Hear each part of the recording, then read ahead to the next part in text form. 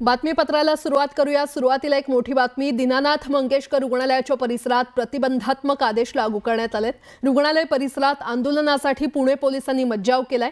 कलम 163 प्रमाणे रुग्णालयाच्या आवारात प्रतिबंधात्मक आदेश लागू करण्यात आले। रुग्णालय परिसरात होणारी आंदोलनं, मोर्चे आणि या कारणांमुळे प्रतिबंधात्मक आदेश लावण्यात आलेले आहेत। रुग्णालयाच्या 100 मीटर आवारात प्रतिबंधात्मक आदेश लागू करण्यात आलेत। तर रुग्णालय परिसरात 2 किंवा अधिक जणांना एकत्रित येण्यास बंदी घालण्यात आली आहे। 9 एप्रिल ते 19 एप्रिल दरम्यान हे आदेश लागू असणार आहेत।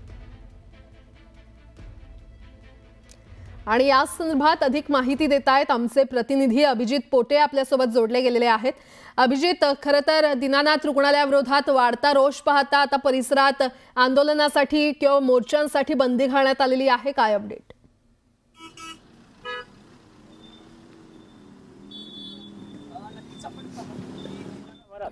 परिसरात जे आहे ते मोठी आंदोलन आणि मोर्चा अनेक पक्ष संघटनांकडून करण्यात आली होती आणि त्यानंतर आता पुणे पोलिसांकडून या ठिकाणी जमावबंदीचे आदेश जे आहेत ते प्रतिबंधात्मक आदेश जे आहेत ते लागू करण्यात आलेले आहेत। कलम 163 प्रमाणे खरं तर रुग्णालयाच्या आवारात आता कुठल्याही प्रकारची आंदोलनं, मोर्चे किंवा ह्या सगळ्या गोष्टी करता येणार नाहीयेत।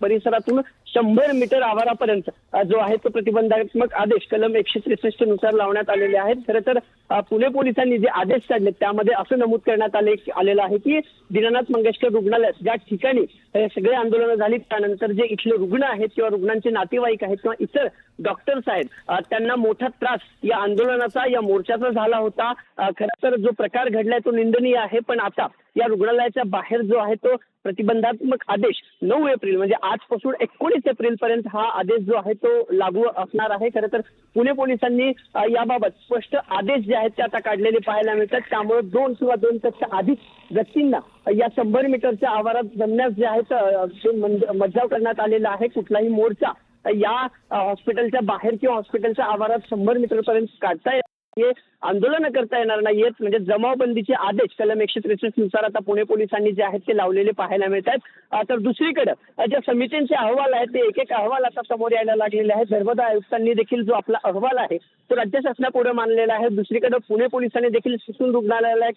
पत्र लिहिले ज्यामध्ये मेडिकल निग्लिजन्स असेल तर आम्हाला पुढील कारवाई करता येईल। त्यामुळे या सगळ्याची सविस्तर माहिती पुणे पोलिसांनी खरं तर ससून रुग्णालयाचे डीन जे पुणे जिल्हा बोर्डाचे अध्यक्ष असतात, आरोग्य बोर्डाचे, त्यांच्याकडून मागवलेली आहे। तर पोलिसांनी देखील या सगळ्या परिसरात आता जमावबंदीचे आदेश लागू केलेले पाहायला मिळतात। त्यामुळे ज्यांना पक्ष संघटनेला इथं आंदोलन करण्यास आता मनाई केलेली आहे, कारण गेले 3 दिवस आपण पाहतो की अनेक पक्ष संघटनांनी याच परिसरात मोठी आंदोलनं केली होती, कुणी काही फेकली होती। विविध आंदोलनं पाहता किंवा विविध हा वाढता रोष पाहता खरं तर हा निर्णय घेण्यात आलेला आहे।